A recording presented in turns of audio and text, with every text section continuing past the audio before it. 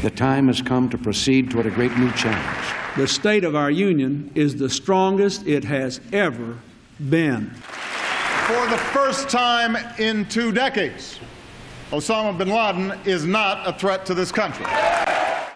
Americans fought the British for independence, but borrowed their practice of having the head of state address government leaders regularly. My lords and members of the House of Commons.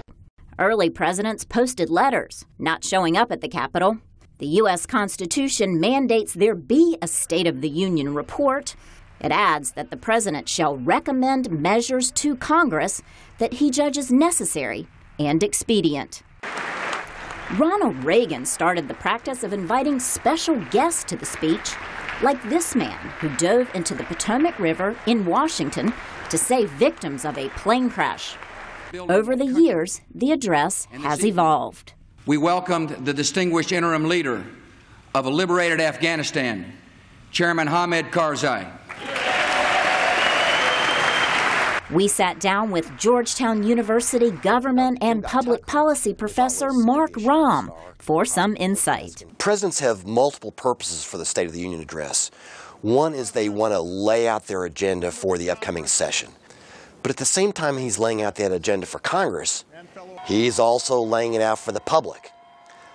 Congress responds to public concerns, so the president also wants to mobilize public opinion to support these goals. The Speaker of the U.S. House of Representatives formally invites the president to address both senators and House members.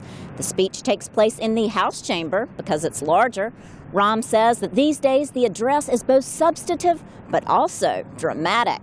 I ask you to pass a real patience bill of rights. The president says what his agenda is. His backers in Congress, that is, members of his party, will stand and whoop enthusiastically about this agenda.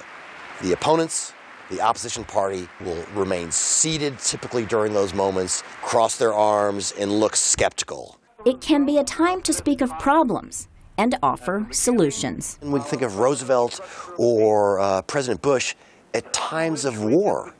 World War II or our invasion of Iraq or Afghanistan, providing messages that we face opposition, we face attacks, but we can prevail, and we will prevail. The civilized world faces unprecedented dangers, yet the state of our union has never been stronger.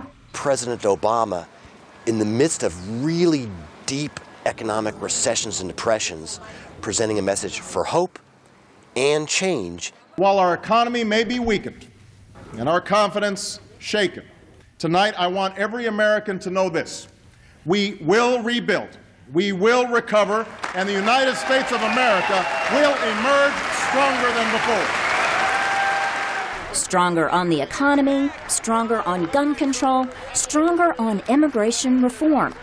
Experts say that's where the president is going next. Laurel, Bowman, VOA News, Washington.